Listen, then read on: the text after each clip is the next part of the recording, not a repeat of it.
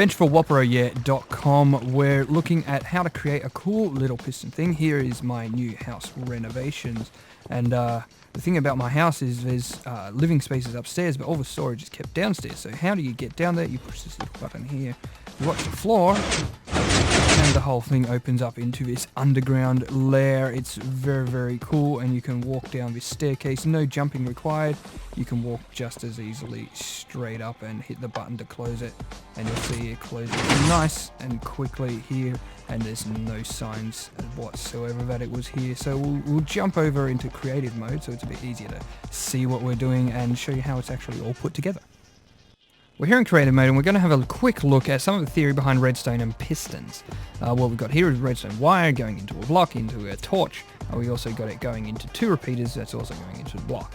These repeaters are set to 4 ticks each. And when we hit the switch, alright, you hear it, it comes down, and it goes up. But when we actually turn this line off, you'll notice that it actually has a delay. So it's very instantaneous there, but when we have it, it has a delay. And it's because this is actually still active and prevented this torch from going on while this one is still off. And what that allows us to do is actually control an output of a delay of an output according to when this goes on, according to whether it is going on or off. And so that's really important for things like double pistons. What we've got here, a row of 4 repeaters, each set to 1 tick. We've also got one which is 1 repeater set to 4 ticks, so they both equal the same amount of ticks. And hitting this, it seems like nothing's at all different. But given a short enough delay, you'll notice the one on the left is actually far more responsive than the one on the right. This is a way of making sure that some things happen quicker than others, even if they have the same amount of tick amount. Here we have what's called a T flip-flop. Now, if you were building this without pistons, it would probably take up 3 by 7 by 8. This thing here, though, is far, far, far smaller and far, far easier to build. You've got a redstone torch underneath a block. It's being moved around by 2 normal pistons. Above it, you have 2 blocks with a redstone torch on each, and the redstone wire is currently active. Now, if a redstone wire, though, currently wasn't active, it would actually take a bit of a delay in order for it to do that. So the idea is having it with a torch, inverting the signal so it was always on. And also it means that wherever the torch is keeping on, you can send additional sends into it to be able to control it a lot easier from multiple locations as well. So if we have a look now at the actual 4x4 piston floor door, we have this particular layout. If you count the slabs, they're laid out 4, 6, 6 and 4. You can see that is actually the pistons as they are arranged from a top-down view. Over here we've got 4 single ones, same as here, it's actually all mirrored. We've got 2, then 4 in the middle row, then 4 in the bottom row, and we've actually got 2 facing up. And on here is actually where we place our wall pieces. Now come over here, we're going to actually focus on this particular section, as it is the most complicated and most convoluted with all the different pistons that are going around, and we're going to have a look. Now here we're going to be using the iron blocks to represent where our input is. The blue one, the blue wool, represents the circuit for this particular section. Now we have a signal coming in here. It's going to go up and into a redstone torch. We also have a signal coming here through a repeater, coming around, going up into another repeater. This is set to 4 ticks, also going into the torch. And there's a block here to stop it getting confused, so it's always going to go into this in order to control it. This will be recognized, if you were watching just a moment ago, as being one of those circuits that we can actually control the timing of according to whether it's going on or off. Over here we have these blocks going into the bottom, and they'll be controlling part of the bottom section. They're set to 4 and 3 and 4 and 3, and the redstone wire comes around to these front blocks, and you'll notice these are the only ones where there's a difference. This one has 4 and 3 and it comes off from here. The other one needs to compensate for that redstone repeater there, so it's on 4 and 2. Now if we come around here, you'll see our torch has come up, it's going in and powering these 2, and they're set to 4 and 3 as well, and they're just pushing through to these redstone repeaters here. Not redstone repeaters, sorry, redstone torches. Then on top of that, we have an output. So this output's driven by these 2 torches. And that goes in as 2 and 2 into the blocks on top. And they also come around for 1 and 1 to get the same amount, doing the sides. And if we hit this, you'll see they push out. Now they're only going to push out. We're not powering these bottom ones. We're just simply arranging them. But it is taking care of one of the major things, which is retracting everything. So you'll notice that these two turn on at the same time. When they turn off, this one turns off first, that one turns off second. And what that allows us to do is actually retract everything that needs to be retracted in order for us to get a nice flush wall at the end. So that's how that is laid out.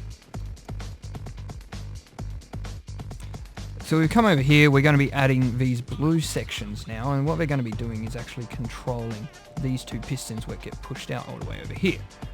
You'll notice this one's set to 1 tick and this one's set to 4 tick. The reason for that is it gets 1 tick from this redstone torch, it gets another tick from there, gets another tick from this redstone torch, and plus the final tick here. So we're compensating so both actually go on at the same time. You also notice that we've shifted our input from over here to actually over here, and the inverter doing the controlling. Now why is this line on and this line's off and this is all off? And why doesn't this need one of those delay circuits for sequencing? You see it goes on and then everything pushes up. They go off and everything retracts. Now what's happening here is these go on. These are always the first ones on, but there's nothing for them to actually turn on until these actually get pushed out. By the time they're actually pushed out, they're in the position where they need to be pushed up anyway, and so that takes care of that. And then they will turn off. The very first thing that gets turned off, so all the blocks get pulled down before they can be retracted. And so that's a very, very easy way in order to get that worked out. Now, remember, there's one on one of these sides. What about the other side? Well, in fact, it looks exactly the same. And these two redstone wires link up here, this redstone wire links up here, and everything is A-okay. It all works fine, and if you can build one side, you can build the other. Alright, we're going to come over here to the green section. Green section, we've added these 4. So remember, there's the 6 sections here from the top down, and there's other 4 sections on either side in order to push in. Now the green section, very, very easy. It just links up to this blue section here. So it comes over 3, goes up 1, and these are all set to 2. Comes down again, so your signal can come in from either side. So in case one fails, you accidentally do something, the other side will still work. Same here. Very, very, very easy. Now we're going to hit the input, and you'll see they all push in. So you can see where the inside, the outer ring comes from. It comes from the outer bits, outside bits. So the green section allows us to bring in the rest of the top, so the whole thing gets filled up. If we come over here, the orange section, you'll remember it was our T flip-flop. We've added it now, so instead of having to hit this lever all the time, we can actually just push a button. You'll see here we've got a redstone torch underneath our blocks, our pistons, our other blocks, and here's our inverter, so this is always active, and then we've got 2 different lines going in to be able to turn this off in order for us to have a control from both above and while we're in there. We've also changed this from glass into actually stone brick now, so we can have an idea what it looks like. We've added a stair around the outer bit so we can get an idea what it looks like, and if we hit the button, that's what it looks like when it's all closed.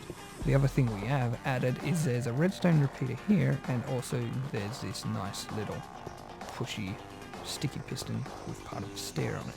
The reason for that is what we'll show you right now.